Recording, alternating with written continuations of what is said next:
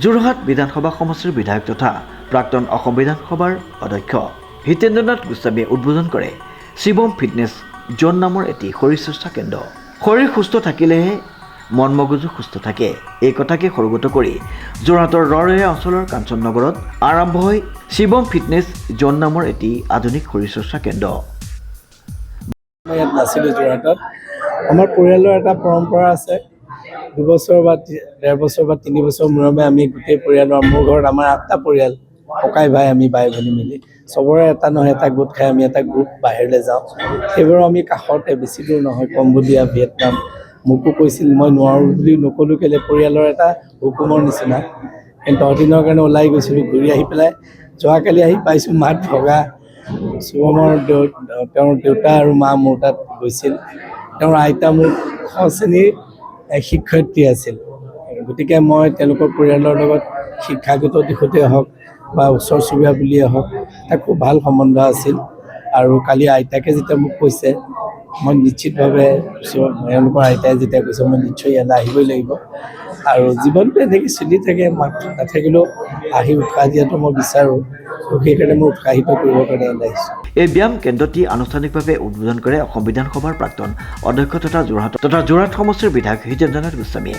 উদ্বোধনী অনুষ্ঠানত তেওঁ এগছি বন্তি প্ৰজ্বলন কৰি কেন্দ্ৰটো ৰাইজৰ সেৱাৰ বাবে মুকলি কৰে। ফিটনেছৰ প্ৰতি বহুত বেছি মানে ইণ্টাৰেষ্ট আছে। সঁচা কথা ক'বলৈ গ'লে মানে মই নিজে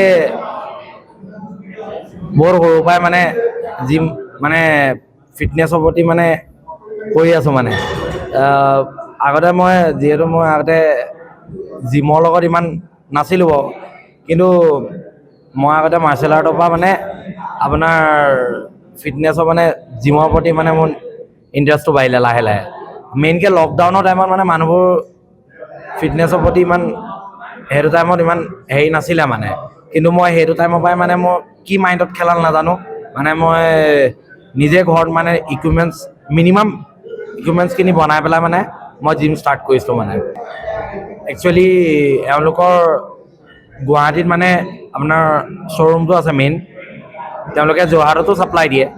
মই ছ'চিয়েল মিডিয়াতে তেওঁলোকক তাতে লগ পাইছোঁ। তেওঁলোকক প্ৰ' বডি লাইন ফিটনেছ আপোনাৰ ইকুইপমেণ্টছখিনি ব্ৰেণ্ডটো ট'টেলি মই বহুত ভাল পালোঁ তেওঁলোকৰ পৰা। মই ইকুইপমেণ্টছ তেওঁলোকৰ আগতেও ইউজ কৰি পাইছোঁ গতিকে বহুত একচুৱেলি এটা প্ৰিমিয়াম জিম ছেটআপ হিচাপত তেওঁলোক কমতে ষ্টাৰ্ট হৈ যাব। অন্য জিমতকৈ একচুৱেলি মিনিমাম এটা আৰু ৰেঞ্জত আপোনালোকে জিম মাৰিব পাৰিব এই উপলক্ষে অনুষ্ঠিত অনুষ্ঠানত বিধায়ক হিতেন্দ্ৰনাথ গোস্বামীয়ে ভাষণত কয় যে বৰ্তমানৰ ব্যস্ত জীৱনশৈলীত শাৰীৰিক আৰু মানসিক সুস্থতা অতি প্ৰয়োজন। নিয়মিত ব্যায়ামৰ জৰিয়তে ৰোগৰ প্ৰতিৰোধ কৰাৰ লগতে সুস্থ জীৱন গঢ়ি তুলিব পৰা যায় বুলি এটি গুৰুত্বপূৰ্ণ মন্তব্য প্ৰদান কৰে বিধায়কগৰাকীয়ে।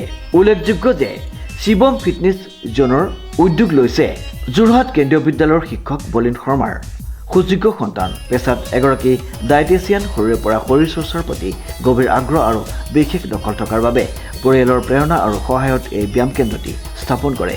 অনুষ্ঠানটোত স্থানীয় ৰাইজৰ লগতে কেইবাগৰাকীও বিশিষ্ট ব্যক্তি উপস্থিত আছিল। আপোনালোক সকলোকে ধন্যবাদ জনাইছোঁ, আপোনালোকে ব্যস্ততাৰ মাজত ইয়ালৈ অহাৰ কাৰণে। প্ৰথম কথা হ'ল, এই জিমটো খোলাৰ উদ্দেশ্য অকল আয়েই নহয়, এই জিমটোৰ দ্বাৰা একচুৱেলি এতিয়া আমাৰ সমাজত যিটো প্ৰব্লেম হৈছে, ধৰি লওক ড্ৰাগছৰ বা এনেই মদ যোৱা এইবিলাকো চলিছে, এই জিমটোৱে কি কৰিব, তেওঁলোকৰ মনত এটা নতুন উৎসাহ দিব, তেওঁলোকে নতুন এটা কাম কৰাৰ প্ৰেৰণা পাব। আৰু আমাৰ স্বামী ৰামদেৱেও কৈ আছে যে মানুহে দুখীয়া বুলি কয়, কিন্তু আমি দুখীয়া নহয়। যদি আমাৰ শৰীৰটো ভাল ধৰণে ৰাখিব পাৰোঁ, জীৱনত আমাৰ কোনো ধৰণে দুখীয়া হোৱাৰ প্ৰয়োজন নাই। ৰামদেৱে কোৱাৰ দৰে আমাৰ এটা কিডনীৰ দামে 30 লাখ টকা, এটা লিভাৰৰ দাম। আমি যদি এই জিমটোৰ দ্বাৰা আমাৰ নিজৰ শৰীৰটো ঠিক কৰি ৰাখিব পাৰোঁ, এইটো মই ভাবিছোঁ যে অকল মোৰ নিজৰ কাৰণে নহয়, এইটো এটা সমাজৰ প্ৰতি মোৰ দায়বদ্ধতা। আৰু মোৰ পুত্ৰ তেওঁ ডায়েটিচিয়ানো আৰু এজন নিউট্ৰিচন এণ্ড ডায়েটিক্সত তেওঁ ডিগ্ৰী কৰিলে। কৰাৰ পিছত সি বৰ ইণ্টাৰেষ্টেড, সৰুৰ পৰাই কয় জিমলৈ নিজেও যায় আৰু মোকো কয় যে দাদা মই এটা জিম খুলিম। সেইকাৰণে আজি এই জিমটো খুলিছোঁ, যাতে আমাৰ ৰাইজে ইয়াৰ পৰা লাভান্বিত হ'ব পাৰে আৰু যাতে যিবিলাক সমাজ ব্যাধিবিলাকৰ পৰা আঁতৰত থাকিব পাৰে, এই উদ্দেশ্য লৈয়ে আমি এই জিমটো খুলিছোঁ। এই জিমটো আমাৰ কাঞ্চননগৰৰ বৰপেটাৰ কাঞ্চননগৰত অৱস্থিত হৈছে আৰু আমি ভাবিছোঁ ইয়াৰ দ্বাৰা আমাৰ সমাজৰ উপকৃত হ'ব, ইমানেই আৰু। আমি গুৱাহাটীত যাওঁৱে মই খালি ৰিচেণ্টলি জিম পাতি অলপ বেলেগ য়োগাত মন দিছোঁ কিন্তু কথাটো হ'ল যে জিমৰ কোনো বয়স নাথাকে ডেকা বুঢ়া মহিলা পুৰুষ সকলো আহিব পাৰে কাৰণ স্বাস্থ্যটো যিহেতু তেওঁ অলৰেডি ক'লে স্বাস্থ্যটো নিজৰ হাতত আৰু বিশেষকৈ এজন ডেকা ল'ৰা ওলাই আহিছে যেতিয়া ভাবি পেলাই এইটো কথা সেইটো কাৰণে আগবাঢ়ি যাব লাগে তেওঁলৈ আমাৰ দুয়োটাৰ ফালৰ পৰা অভিনন্দন থাকিল আগুৱাই যাওক আৰু ওচৰ হওক দূৰত হওক সকলো যেন আহি জিমটো জইন কৰে কাৰণ এই ঘৰৰ পৰা মোৰ জিমটো বহুত বেছি ওচৰ সেইকাৰণে মনটো বেছি ভাল লাগিছে মানে এই জাষ্ট পাৰ হৈ এটা ঘৰ পাৰ হৈ মোৰ জিমটো আৰু বহুত দিনৰ পৰা মানে বলিন্দাই মানে কৈ আছিলে যে মই এনেকুৱা এটা হেৰি ষ্টাৰ্ট কৰিম কৰিব লাগিব ফাইনেলি যেতিয়া দেখিছোঁ এই বস্তুটো বহুত নিজৰে ভাল লাগিছে আৰু গাঁওখনৰ কিন্তু আমাৰ ওচৰৰ লোকেলিটি মানুহখিনি বহুত সুবিধা নহ'লে আমি জিমৰ কাৰণে বহুত দূৰলৈ যাবলগীয়া হয় আৰু ইমানখিনি কষ্ট গোটেইখিনি হেৰি কৰাৰ পিছত তেওঁলোকে এইটো ষ্টাৰ্ট কৰিছে গোটেই হেৰিৰ কাৰণে যে মইতো বিচাৰোঁ যে চব ওচৰে পাজৰে যিমান